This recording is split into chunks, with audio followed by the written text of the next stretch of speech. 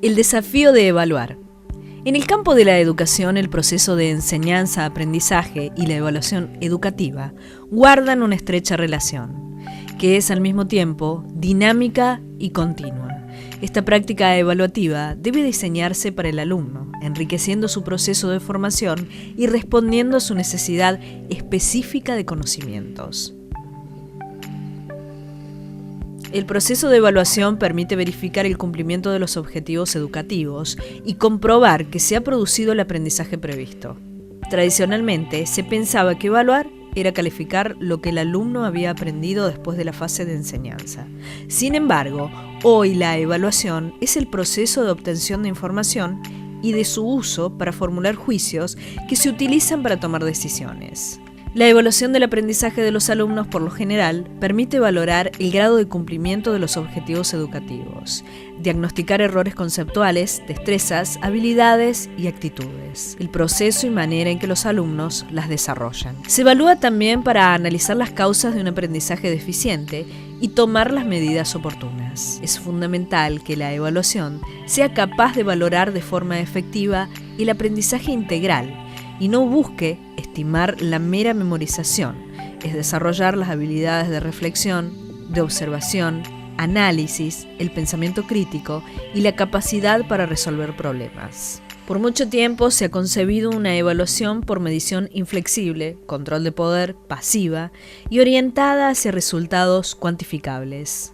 Sin embargo, la implementación errónea de esta herramienta conlleva a repercusiones poco formativas y en muchos casos sistematizan la labor del docente en su capacidad de evaluador. En la educación actual, el rol del docente tiene a su cargo la acción responsable como evaluador, siendo una de las tareas más importantes en los procesos de formación de individuos. Por lo tanto, puede decirse que en la educación actual, enseñar implica evaluar, y evaluar, por consiguiente, sugiere enseñar.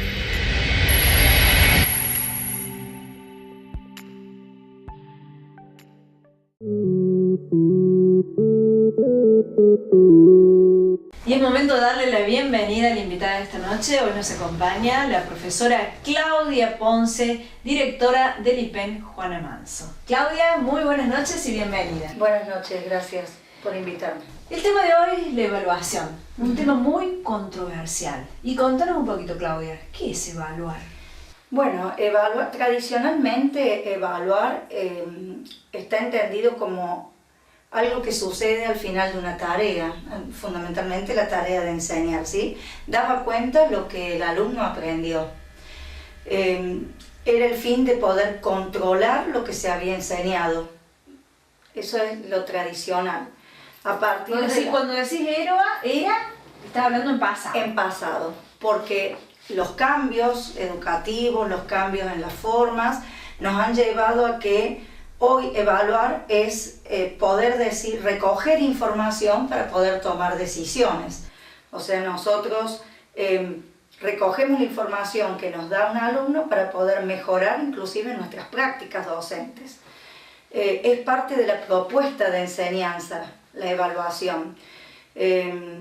Nos da mucha información acerca del conocimiento que va construyendo nuestro alumno, nos permite analizar las dificultades, generar nuevas propuestas que enriquezcan nuestra propia enseñanza, nuestra propia práctica inclusive. ¿Cómo se evalúa, Claudia? Bueno, se evalúa de diversas formas, ¿cierto?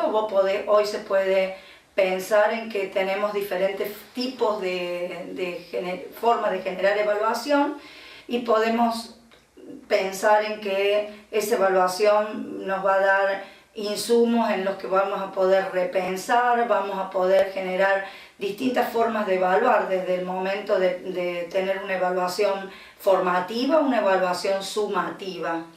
La evaluación nos va a poder hacer generar diferentes instrumentos y que nos va a llevar a evaluar. Nosotros vamos a poder pensar en evaluar contenidos, en evaluar capacidades, y en evaluar aprendizajes. Esos contenidos nos van a potenciar el desarrollo de capacidades y esas capacidades nos van a permitir lograr aprendizajes. Sin el contenido no hay aprendizaje. Entonces nosotros vamos a intentar lograr que hoy el alumno, mediante diferentes tipos de capacidades, llegue a generar buenos aprendizajes. Claro, porque eso es lo ideal. Cada alumno tiene distintas capacidades. Algunos son buenos para matemáticas, Todos tienen diferentes capacidades. Algunos podrán escribir, otros podrán ser buenos oradores, algunos tendrán facilidades para las matemáticas, otros tendrán facilidades para las ciencias. Algunos podrán resolver rápido una situación problemática que vos le estás planteando, pero todos tienen diferentes capacidades, todos tienen diferentes formas de aprender. ¿Y no habría que tenerlo en cuenta eso a la hora de evaluar a los alumnos? Seguramente sí. El docente tiene que tener un conocimiento acabado de sus alumnos para poder determinar diferentes tipos de evaluación. Eso nos va a llevar a trabajar quizás con las nuevas formas de aulas heterogéneas, claro, que proponen, por ejemplo, en este momento una de las autoras que está proponiendo esas aulas heterogéneas es Anijovic, que nos va a permitir ver ese universo de alumnos que nosotros tenemos, diagnosticar qué alumnos tenemos y poder determinar la forma de trabajo y la forma de evaluación. No hace falta una evaluación estructurada con preguntas cerradas para poder evaluar. Hoy podemos evaluar de muchas otras formas, con una rúbrica, una lista de cotejo, un portafolio, un resumen, una síntesis, un afiche en donde plasme un contenido, un mapa conceptual. Los trabajos prácticos que le llaman. Los antiguos trabajos prácticos. Esos serían los instrumentos. Diferentes tipos de instrumentos con pruebas objetivas estructuradas o con pruebas no estructuradas. ¿Cuál consideras que es el rol de la evaluación en la escuela de hoy? Y bueno, el rol de la evaluación es fundamentalmente, como dijimos recién, lograr que el monitoreo del aprendizaje de nuestros chicos, qué va aprendiendo, qué le va quedando, qué aprendizaje es potente o no para ese alumno. Entonces nosotros podemos ir haciendo la palabra monitorear el aprendizaje de nuestros chicos, esa retroalimentación que se puede ir generando, esa transformación del conocimiento que se puede ir generando en nuestros alumnos. Palabras muy usadas hoy desde las nuevas formas, ¿no? Quedarnos en esa evaluación antigua que solamente nos marcaba qué sabía nuestro alumno, claro, en una prueba estructurada. Muchas veces al alumno se lo estigmatiza con la evaluación. Sí. ¿Cómo nos podemos correr de ese lugar? Y nos corremos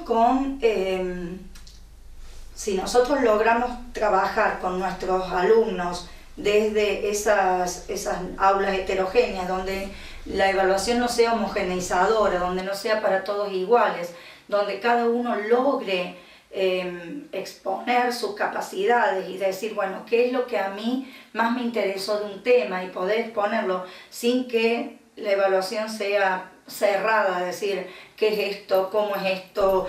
¿Cuándo ocurrió? Nosotros vamos a lograr una evaluación, un aula heterogénea con alumnos no estigmatizados, que ellos puedan desarrollar esas capacidades y no se sientan frustrados, fundamentalmente. Es mucho el cambio en nosotros mismos como docentes, es lo que nosotros pretendemos que hoy, con las formaciones que se van dando, poder cambiar en la práctica. ¿A quién evaluamos? ¿A los alumnos, a los docentes? A todos.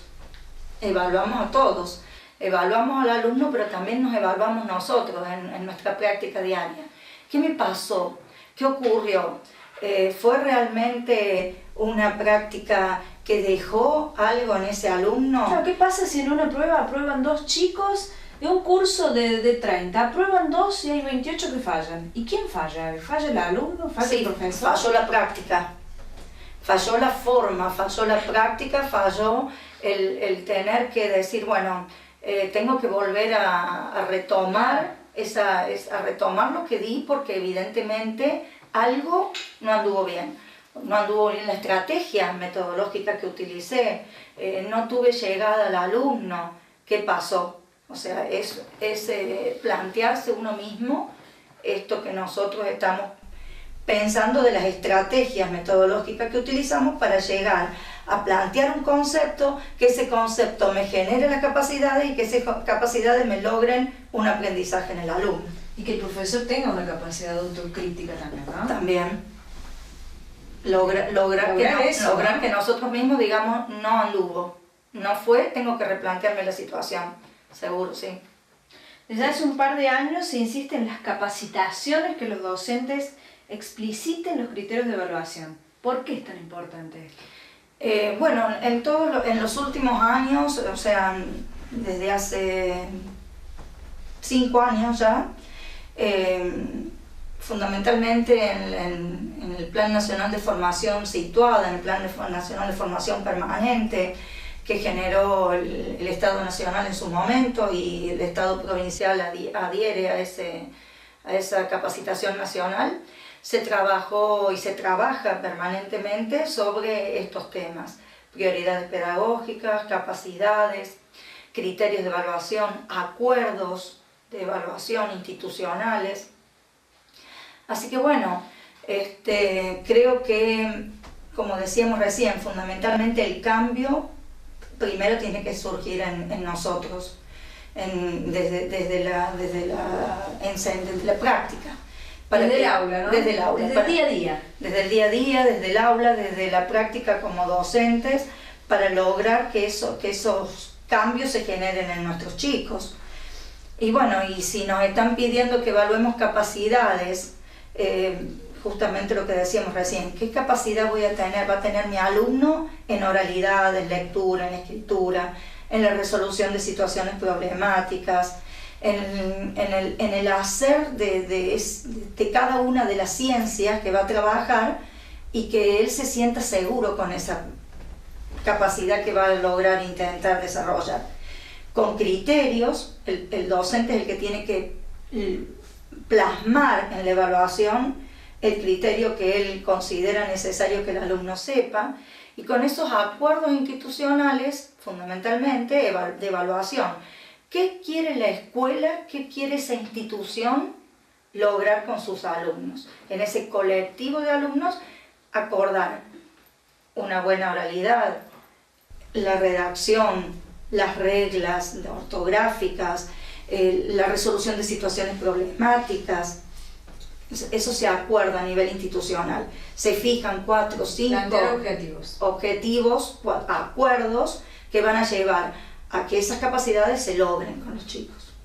Claudia, te invito a que vayamos a una breve pausa. Dale. Enseguida continuamos con más Proyecto Educativo hablando de evaluación. Perfecto.